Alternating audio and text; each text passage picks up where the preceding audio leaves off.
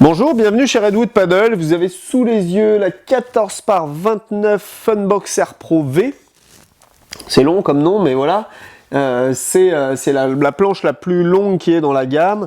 C'est la plus large, mais elle existe en 3 largeurs en 14 et en 2 largeurs en 12-6. Pourquoi tout ce choix de taille? Parce qu'on s'approche de plus en plus des planches de race rigides et que l'idée c'est d'avoir une planche adaptée à tous les gabarits. 14, cette année encore plus de 14 que de 12-6, c'est vrai que la tendance est plutôt au 14 partout, d'autant plus en gonflable parce qu'au final ça prend la même place une fois gonflé. Il y a une réelle différence entre 12-6 et 14, que ce soit en rigide ou en gonflable, mais c'est vrai que la différence est vraiment flagrante. À quelque chose près, un peu de largeur ça change pas grand chose, mais je vous assure que de 12-6 ou 14, à largeur équivalente c'est beaucoup plus rapide. Et d'autant plus que une 12-6 par exemple par 29, on a la même stabilité sur une 14 par 27. C'est-à-dire que la surface mouillée de la planche est tellement importante qu'on a autant de stabilité. Donc c'est deux raisons pour lesquelles on va beaucoup plus vite. La longueur, évidemment, la planche est plus longue et en plus elle est plus étroite. Donc en fait ça permet de vraiment mettre tout le monde et d'avoir une planche très rapide. Une 14 par 29 comme ça, on peut monter sans problème des gabarits qui font plus de 90, 95, 100 kg. Parce que même si c'est pas très large sur le papier, on a quand même une surface mouillée, une surface portante très importante. Voilà, donc n'hésitez pas à nous contacter si vous avez des questions sur la taille, sur la largeur, sur la longueur, et on saura vous aiguiller, essayer de vous aider dans le choix de votre planche. Ça, vous avez l'habitude, donc n'hésitez pas à nous appeler. Qu'est-ce que le modèle Pro V? Donc le modèle Pro V, c'est une planche qui se rapproche énormément d'une planche rigide au niveau de l'étrave de la carène. La carène, c'est le dessous de la planche, donc il y a de plus en plus de planches de race. Enfin, aujourd'hui, quasiment toutes nos planches de race en carbone sont plates comme ça et elles ont un léger V sous la carène pour avoir un effet d'étrave en fait. Donc l'eau, elle va partir de chaque côté de l'étrave et on va avoir une surface plate sous les pieds pour avoir beaucoup de stabilité. Alors on a réussi à faire ça sur une planche gonflable, ce qui était quasiment, on n'avait jamais pensé à faire ça avant cette année, l'année dernière quand on a fait les premiers protos.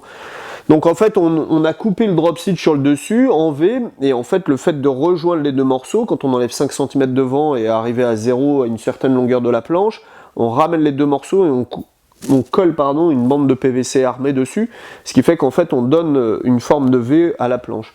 Donc le V qu'on retrouve dessous, mais qu'on retrouvait aussi dessus. C'est-à-dire sous cette bulle, donc souvent on parle de bulle, je parle de bulle, sous cette bulle il y a du V aussi, mais inversé en fait, évidemment. Donc là, sur les premiers prototypes, on avait l'eau qui restait là.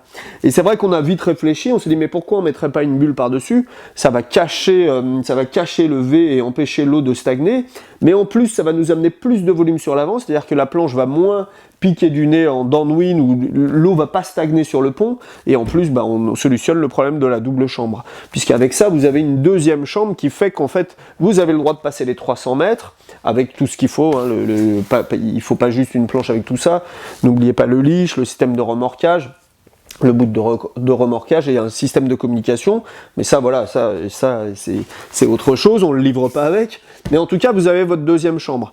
Cette deuxième chambre, contrairement à ce qu'on trouve au milieu des planches, ça vient évidemment un petit peu alourdir la planche, mais c'est qu'une bande de PVC.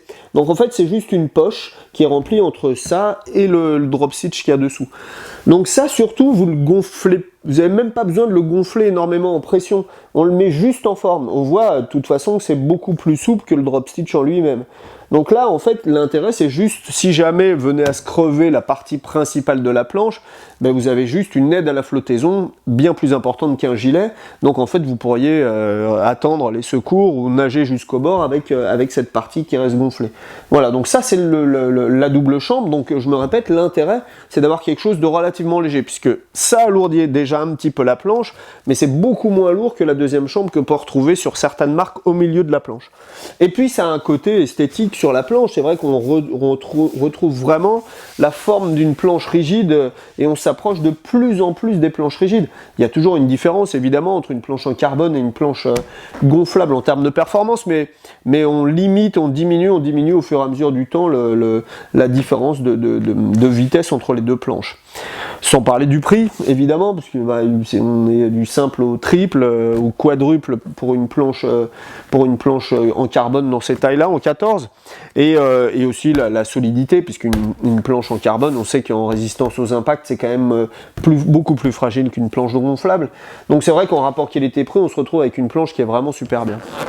Après, on retrouve toutes les caractéristiques des autres planches de race chez nous cette année. Le pad un petit peu plus confort, on a laissé les poignées ici. Comme vous pouvez le voir sur la version V, on n'a pas rajouté l'élastique pour éviter de trop tirer sur la bulle. Donc en fait, si vous en avez besoin, n'hésitez pas à nous le demander. On met des petits élastiques entre les poignées avant. Je remets la planche comme ça. Voilà, on met des élastiques qui passent en triangle comme ça. Si vous avez besoin de mettre un sac, mais c'est vrai que pourquoi sur les planches qui sont encore plus type race comme ça, on n'a pas mis d'élastique pour cette raison que je vous expliquais devant, et souvent les gens aujourd'hui ont des bananes ou un petit sac à dos avec la flotte, les machins dans la banane ou dans le sac à dos. Là vous voyez qu'on a un nouvel aileron sur toutes les 12.6 et toutes les nouvelles 14, donc avec toujours le petit railing tail qu'on a un petit peu raccourci cette année, mais ça change rien du tout, on avait vraiment fait tous les tests. Voilà, donc souvent les gens me demandent est-ce que je prends la V, pas la V. Ça va dépendre en fait de votre envie, de votre budget. C'est un petit peu plus cher avec la double chambre. On a une centaine d'euros de plus par planche, soit 12, 6 ou 14. Si vous passez les 300 mètres, il n'y a pas photo. Il faut absolument une planche en V. C'est pas forcément le cas de tout le monde. Après, même sur le plat, c'est vrai que le fait d'avoir l'étrave dessous, puisque c'était l'idée première quand même, ça en rend la planche plus glissante, on a un feeling un petit peu différent qui se rapproche plus d'une planche rigide, donc c'est vrai que ce feeling est vraiment intéressant. Voilà, donc et puis après, si vous posez des questions et que vous n'arrivez pas à trouver les réponses, vous savez que vous pouvez nous appeler, et nous on va essayer de vous aider, on n'a pas forcément les réponses non plus, mais en tout cas on va vous conseiller par rapport à ce que vous allez nous demander. Et voilà, donc après les gens qui font le choix d'acheter cette planche là, vous pouvez gonfler la planche évidemment un minimum de 15-16 PSI, vous pouvez la monter jusqu'à 19-20 PSI, ponctuellement 20-21 PSI sur une course. Évitez de la laisser en plein soleil quand elles sont vraiment bien gonflées. Pour ce qui est de la bulle, on la gonfle en deuxième, pas en premier, parce que sinon vous allez déformer le dessous de la planche. C'est-à-dire que si vous mettez trop de pression là-dedans, elle va pousser dessous, et en fait quand vous allez gonfler, ça va faire une bulle dessous. Donc en fait on gonfle la planche, et une fois qu'on a gonflé la planche, là on met même pas de pression, c'est-à-dire que le manomètre de la pompe va même pas monter en pression, on la met juste en forme. Donc en forme, c'est enlever les plis, avoir cette forme-là. Donc après il y a le volume d'air suffisant pour soutenir quelqu'un, et c'est parti. Voilà. À bientôt, n'hésitez pas. Ciao.